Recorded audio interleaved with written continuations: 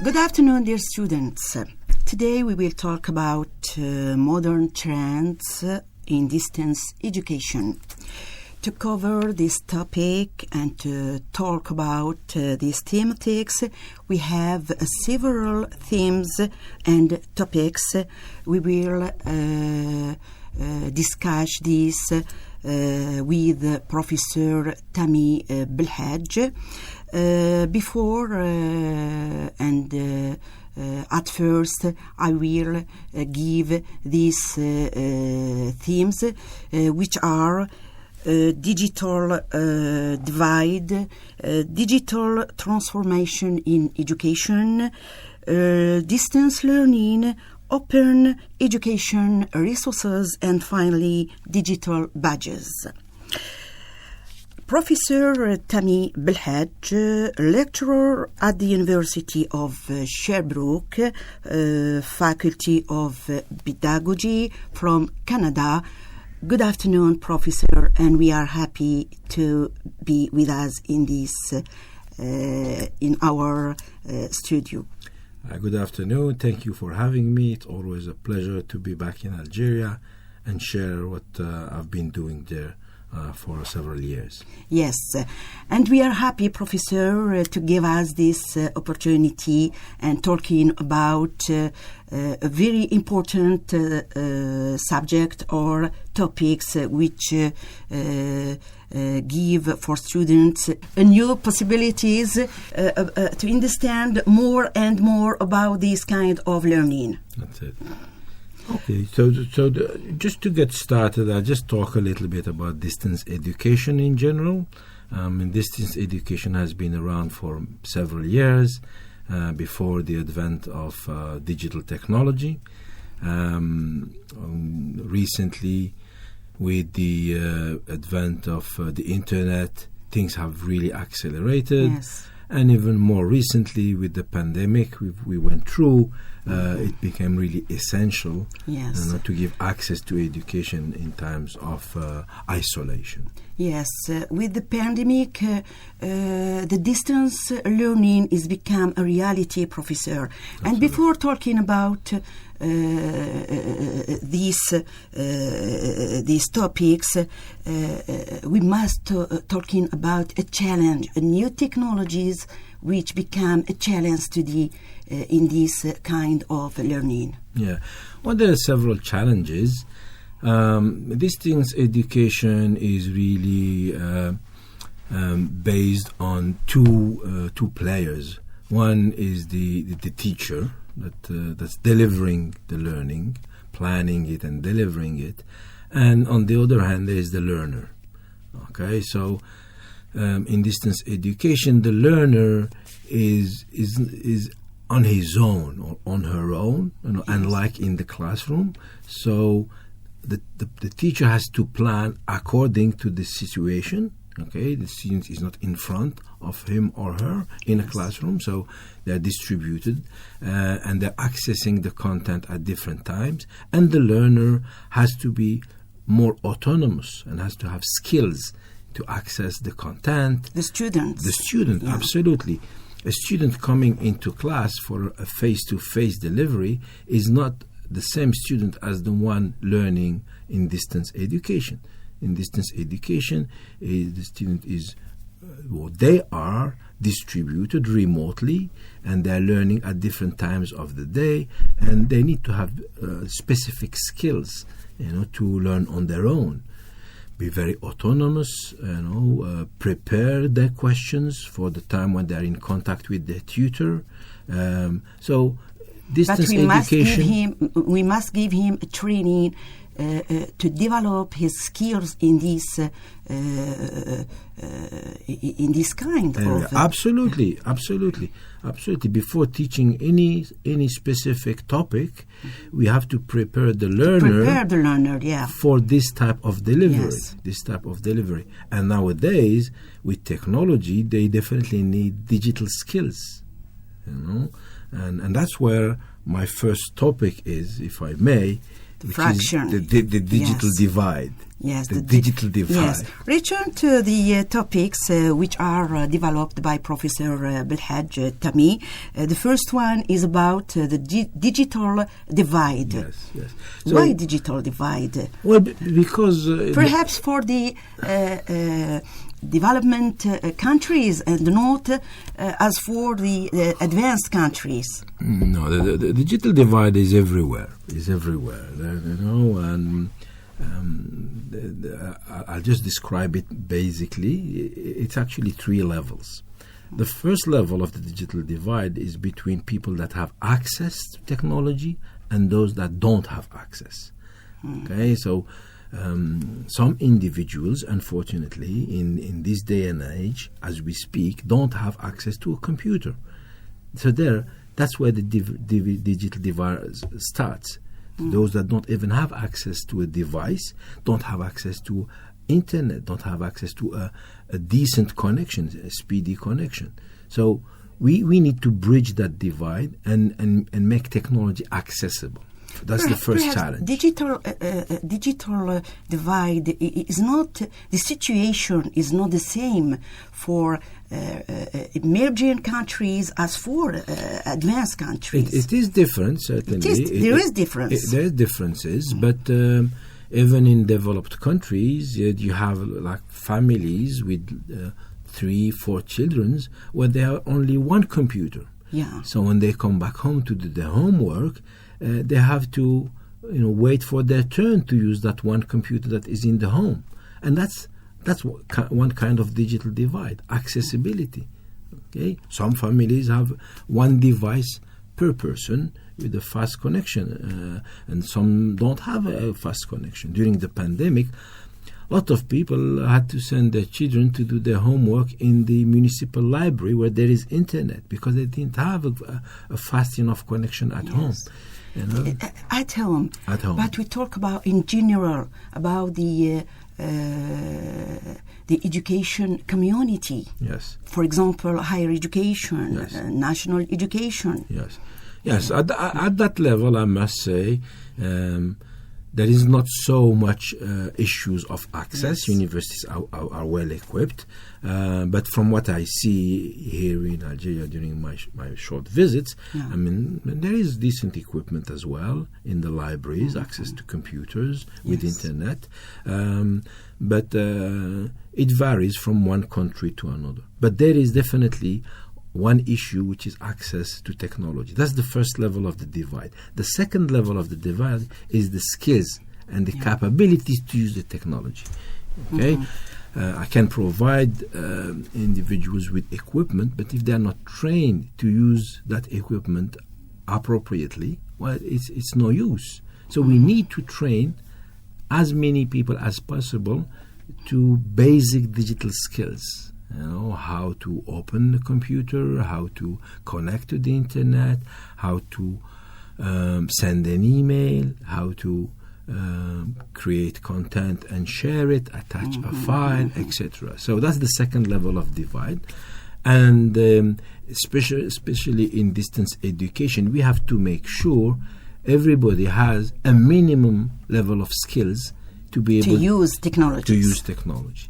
And I'll finish with the last level of this digital divide, which is the understanding of data. I mean, data has become really central to the technology development, with the cloud, information being transferred on the cloud. Information does not sit on the device anymore. Some of it do, but most of it is traveling through the internet in huge servers, and the cloud is collecting, or data providers and social media providers are collecting data on us. And that data is being monetized and used for commercial purposes. And that's something we need to explain to the population at large to reduce the digital divide, because there are some that do have computers, have the skills, and master and understand how the data works. And they are at very a big advantage, versus the ones that don't have the understanding of data, don't have the skills to use computers, and don't even have access. And that's the divide I'm talking about that we should try to bridge and reduce. Yes, but the reality, Professor Belhaj, students today prefer to study at the augmented reality and by these new technologies and different resources by computer and others. Well, that's a very good question, because that leads me to the second topic, which is digital transformation in education. Yes. Yeah. So there is a transformation. Absolutely. I mean, the educational system, the school system, the universities live in a society, and the society is being transformed by technology. Yes. So schools and universities have no choice to transform their practices using digital technology. Mm-hmm. Okay, and it has started about 20 years ago. Universities started to introduce whiteboards, interactive whiteboards, using digital platforms to send material to the students. Mm-hmm. And more recently, we have seen virtual reality come into the education world. Mm-hmm. And we need to, just like I was describing the digital divide, we need to give access to this technology to educators first, so that they can use it and share it with their students. Virtual reality, augmented reality, artificial intelligence, it's being used by industries, and education will have no choice than adapt and transform its practices to use it in the teaching and supporting learners to live in this digital world. Yes. Other point about this topic, talking about open education resources. Well, before I get to that, I just want to make sure we understand what's the issue with 21st century learning. 21st century learning and teaching requires new skills and new competencies. So teachers need to master technology to a minimum level to be able to teach with the technology. And one of the things they're required to do is to create digital learning resources. Okay, so nowadays teachers create documents, like in PDF format, for example, and distribute these documents to their students instead of using paper and making photocopies. So that the transformation has started, but the problem with these resources, they need to be made openly available to other educators so that we increase the amount of these digital resources. So in 2007, a long time ago, in South Africa, there was the first declaration of open educational resources. You mean the open universities? No. This is educators got together and decided that resources, print books, should be made openly available to the education community. Yes. Okay. In 2012, the UNESCO adopted the same declaration or a similar one, open education, and to support this OER, kind of open educational resources. Yes. And that's really a transformative stage in the way educators share teaching material. That's the point I'm trying to make. Sharing teaching material. Yes. And how about digital badges? Yes, digital badges are really dear to me because in the past I used to work on digital portfolios, which consist into a collection of evidence of learning. So as the student is producing work for the teachers, different lectures, he or she would gather the material. So at the end of the studies, as well as getting a diploma, they would have a portfolio, which is a collection of work they have done for years. Yes, for all their studies. And when they go and apply for a job, they would show on the CV that they've obtained a diploma, but also they would have evidence of what they are capable of doing. And that's what the digital portfolio is about. Yes. Okay. You mean as we have at our community progress system, the same system? Possibly. I'm not very familiar with progress, but this is a container of material demonstrating the skills of the learner. Now, digital badges are something related to e-portfolios, but they are more granular. So you would get a badge for a specific skill, a digital badge for a specific skill. Just to give you an example, like digital security is an issue nowadays, and to understand what it's about, you need to go and take a course in digital security. Those courses are maybe 6 months, and you would learn all the ins and outs of viruses and protecting your password and etc.